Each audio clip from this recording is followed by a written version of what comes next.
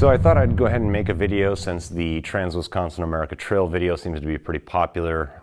Do a quick video on what I took with me, why I took it, how I packed it, the choices that I made, and hopefully that's useful to some of you if you're planning to do the trip or a trip similar to it. Bear in mind that these are just my personal choices. Yours may vary. The motorcycle is a 2016 Triumph Tiger 800 XCA. The XCA just comes with a little bit more protection, skid plate, crash guards, so on and so forth. I got lucky and found this one at a dealership, already had the bags on it. So wound up a good bike. I also have a KLR 650, another good bike, but this is the one that I took on the trip. So that's the one that'll be covered in this video here. All right, so let's go through real quickly, what I decided to pack, why I packed it, and how it got packed. So starting with gear, I know I'll probably take a lot of crap for this. Yes, I am running the cheap gear from Cycle Gear. This is their house brand, the Explorer Built, and it's the Air gear setup, both pants and jacket. The reason why I went with that is because I shopped around for a lot of different gear, and what I really liked about this one in particular is the fact that the jacket and the pants are both mesh with a liner system, which really allows for a lot of flexibility, along with the heated gear, which I'll also cover. In terms of going from relatively hot weather to relatively cold weather. The trip that I did, the temperatures were certainly not ideal. It did rain a lot. I won't claim that I never got wet. Obviously I did if you watched the video. However, this did cover a very broad range, and one of the reasons why I really like it is simply because with the layering system, as thin as everything is, it packs really nicely. As you'll see as we go through this video, I'm not a real big fan of packing heavy. I try to stay light. I really like the off-road stuff, and I just prefer to carry as little weight as possible and try not to use the Wolfman bag that I have. It's relatively large, and I don't like strapping it across the back of the motorcycle. So, real quickly, having said that, here's the jacket. Again, if you look at this, you'll be able to see that it is a mesh jacket, and that's the outer shell. It does have a pouch system, which I like because you can stick some of the liners in there if you start to run low on space, which sometimes you will. Then from there, it has a wind liner. So this is not meant to be a thermal liner, but that's kind of your wind and your rain protection. Again, it doesn't keep you perfectly dry, but it does do a good job of keeping most of the moisture out. Then we move on to the insulated liner, and so again, that adds a layer of thermal. It does keep you relatively warm in most temperatures. When I did the trip, it was really, really cold, a lot of times dipping into 40 degrees. And so I also took with me some heated gear. Again, this is from Cycle World, and it's the hot wire jacket and pants combination. They plug into each other, and then I've got an adapter on the bike where they go in as well. Moving on to the boots. The boots that I prefer to wear, they are not ADV boots. I know a lot of people really like the waterproof nature of ADV boots. I do as well. However, I've had some injuries I don't care to have anymore. So I always ride with these Alpinestars Tech 10s. These are a really, really nice boot. They are a motocross boot. They're stiff. They are not comfortable to walk around in. They are also a little bit tricky in terms of adjusting the shift lever to accommodate them and making sure that you don't ride the brake lever. However, having said all of that, I would highly, highly recommend these boots. Great, great protection. So then what I do is, since they're not comfortable to walk around in, I take the shoes that I have on and I take those with me as well. They're a pair of Morels. The reason why I like those and the reason why I take those is simply because they compact down really well and fit into the saddlebags. From there, we move on to the pant setup. Again, it's part of the same Built Air combo from Cycle Gear, relatively cheap, same layered system. The pants are mesh. You can see clean through them. So again, if it's really hot, they accommodate that weather well. And again, the same layering system. So you will have your wind liner and rain liner again, and your insulated liners to go inside of there. And once again, I have the matching hot wire pants. Those pants plug into the jacket. They both plug into the bike. These are really nice for those cold temperatures. Nothing will keep you as warm as heated gear.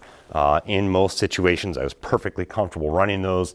Typically when I ran into trouble, it was because it was raining and I wasn't comfortable plugging the gear into the bike and running it, because it is electric in those rainy conditions. Okay, so moving on to the helmet. I do have an Oriya helmet. It is an ADV helmet. I like it because it has the face shield, but enough room for a set of goggles. It also has the roost guard, or actually what I prefer to use it for is a sun blocker. If you are riding into the sun and you don't have time or don't have sunglasses with you, you can tilt your head down and it will block out that sun. Really nice helmet. I won't claim that it's necessarily the best in terms of noise. Some of the modular helmets are really nice, but again, my primary concern is protection, and I trust my head in Oriya, so that's what I run. Again, for cold weather, I like to take with me a ski mask, real lightweight. This is actually an Arctic Cat 1, but it gives me the ability to tuck that in, keep the wind out, stay nice and warm. Keeping that space between your helmet and your jacket nice and warm is really key to staying warm. Then we have the power cord, which is for the heated gear. Again, that all plugs into the bike and runs nicely. I like to take 2 sets of gloves. Typically, I like to ride with these more, off-road oriented gloves. That's my preference. I really like these. I'm not exactly sure which make they are. They're from Fox, but they're a lightweight glove. Then I take with me, again, just in case the temperatures drop, it gets cold. These are a thick pair of SR2 insulated gloves from Alpine Stars. They might actually be made for snowmobiles, but they're insulated, they're warm, and they do a really good job in those colder temperatures. The only downside is that if they get wet, they hold the moisture. So that's something to keep in mind. But again, I wouldn't have wanted to go without them. A few key items that I like to take with me. Bug spray, really important. I don't like getting eaten alive by bugs. A spare front tube. I'm not real heavy, as you'll see, on tools and extra spares. I know some people are, but I like to try and keep it light.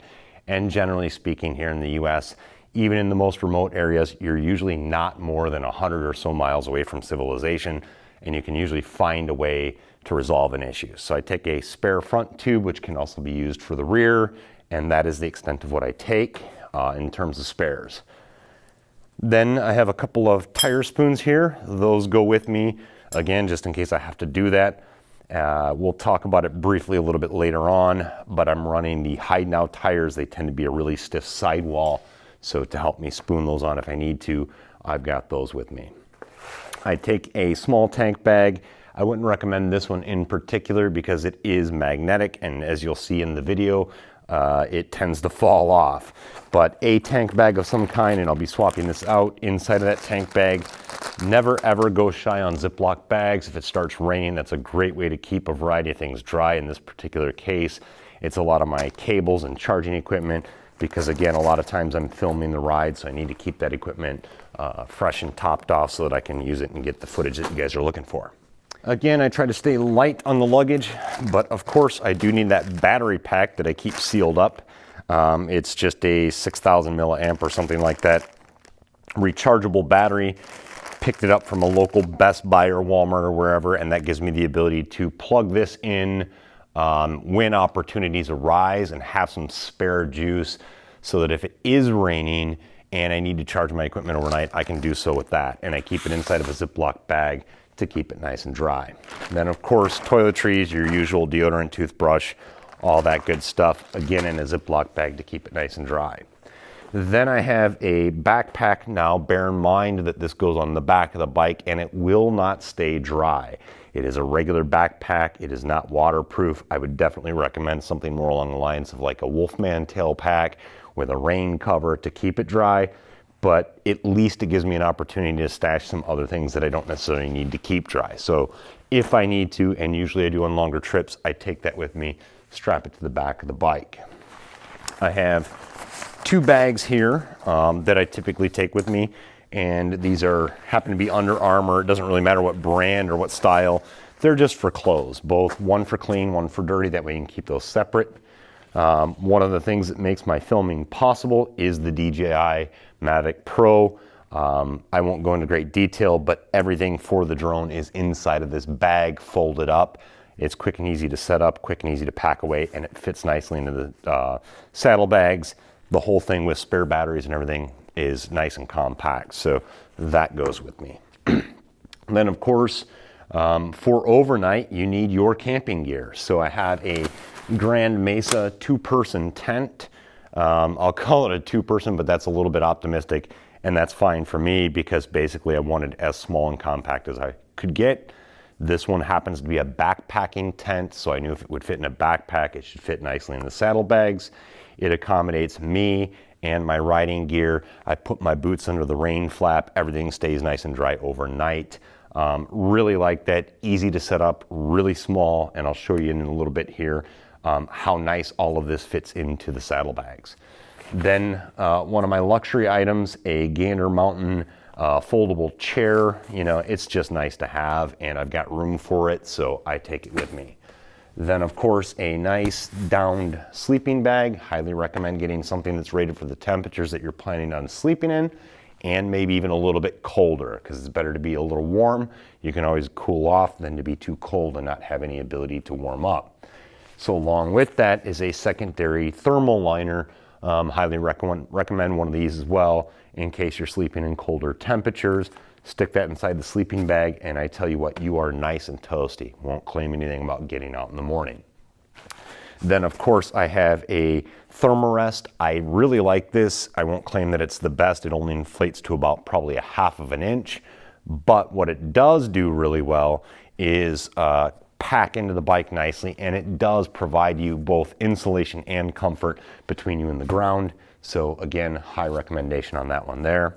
And then I have a little inflatable pillow. So that takes care of all of the items, everything from gear to camping to bags, and even a little bit of the video equipment that I take with me. So from there, we'll basically start moving into how all this stuff makes its way onto the bike, how it fits, and how I pack it. So now we'll go over how all of this stuff basically makes its way into or onto this motorcycle here. And we'll start with this right bag. So essentially I like to use this right bag as all of my camping gear. And so I take my, sleeping bag, my air mattress, my insulated liner, and my pillow, and my tent. Those are the first items. And basically, this is why it's so critical to me, at least, to get the right things, because I can pack this tent in here, and what you'll notice is that that bag closes. And what you'll see here is that the bag itself can go in with the poles standing vertically and still clear this. That allows me to push it all the way to the back. That leaves me room for my sleeping bag and my air mattress and my thermal liner and my pillow and one other item, which is my luxury item here, and that is my folding chair. And what you'll see is, with a little bit of finesse and the right packing, it's not extra space for sure, but it does all fit. You just have to kind of work at it.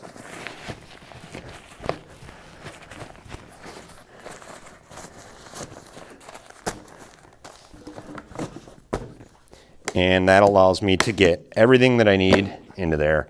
Now, I usually do a little bit better packing job than that so that it closes up. But as you can see, it all fit in there, latches nicely. And that is everything that I need for my camping. Then that leaves me the other bag to start packing things like my tire spoons, which I always put in the bottom because, again, they're heavier.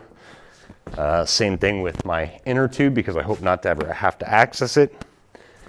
Then whatever gloves I'm not wearing, those guys go in there.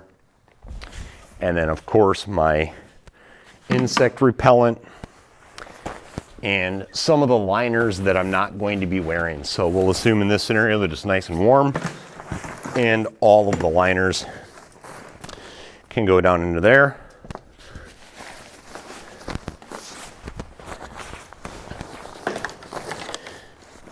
And normally I would take a little bit more time to kind of fold those up, but for the purposes of the video, we'll just kind of cram them in there. Power cord for the heated gear, ski mask. The drone, I like to keep that right on top so that I can get easy access to it when I stop. And then I'll usually throw my toiletries, and the shoes again that I'm wearing would also go into this bag. And I would also pack some clothes. Not all of my clothes would go into here, obviously, but some clothes would go into there. And that guy is packed up and latched. That leaves me the tank bag. I can throw my battery in there. And then again, as needed, if it's a long enough trip, I'm going to be taking even more clothes. I will spread the clothes out between the tank bag and the rear pack here. Obviously with clothes, you do need to keep them dry, so you can use a dry sack or something like that to wrap around your clothes, keep them dry, even though the bag itself is not waterproof. And then obviously that just leaves the gear that you would be using while you're riding. So that is pretty much it in terms of gear, packing, loading, what the equipment is that I use, how it packs in, the storage compartments that I use, all of those items. Okay, so I won't go into great detail, but I just wanted to quickly touch on key aspects to a GPS. Some people I know like to pack paper maps. I'm not a big fan of it. I don't like to have to store them and try and keep them dry, and I take my chances again. So do as you feel is mindful given the level of risk that you're willing to accept. For me personally, I have the GPS unit, which this one happens to be a Montana 680T, and I also then copy the track onto my phone, and I use a application called GPX Tracker, or GPX Navigator, sorry. And that application then allows me to view the track on my phone and have a secondary source in terms of if the GPS were to fail. So the key thing here that I'd like to highlight is it's really important to have your GPS set up somewhere, not on the handlebar. My bike came with a mount on the handlebar. I ran it there for a little bit, didn't like it. I wanted it up here in my eye line because when you're standing on the motorcycle, it's much easier to try and navigate the route if it's out here in your eye line. So I'd highly recommend whatever your bike is, try to find a mount that puts it out here in front of you. And then again, hardwired into the motorcycle so that you don't have to worry about battery issues. This unit does have a battery, so if for any reason I pop the fuse, it wouldn't be an issue. The other thing that I really like about this unit is that it can run off of AA batteries. So even if the fuse were popped and the battery died, I could probably stop at a gas station and find something to get me through. Next, I'll just briefly talk about real quickly the tires. I run Heidenau K60s. I like them. I'm not claiming that they're the absolute best off-road tire, but I feel that they're a really good mix. Outside of mud, they do pretty well. And in mud, not a whole lot of tires will help. So if you guys like this video, please do the usual YouTube, like, subscribe, click the bell for notifications so you can know when new videos are uploaded. If there's a specific topic that you guys would like to see, please let me know in the comments section. Obviously, the one that's been the most popular is the riding footage itself. I don't get to do that many big trips. As I do them, hopefully I'll get to film them, and as I do, I'll certainly post those. But I already mentioned earlier in this video that I'm planning to do one that covers recording your rides. That's video footage, what it takes to do that, how much of an investment it is, and what it takes away from the ride. So stay tuned for that one. But any other specific topics that you have that you'd like to know more about, please let me know. If you want to see more information on this specific bike, it is the 2016 Triumph Tiger 800 XCA. I'll be happy to go into more detail, things I like about it. I've had it for about a year now. I'll cover that if you guys want to see it. I also have a KLR 650, so one of the other topics that I'm considering is kind of a comparison between the KLR 650 and something like the Triumph. This is to help guys that maybe are on the fence about whether they want to go the cheap route like a KLR 650 or whether they want to spend more money on a Triumph or a BMW or a KTM, something like that. So again, if you guys are interested, please let me know in the comments section. For now, we'll see you later.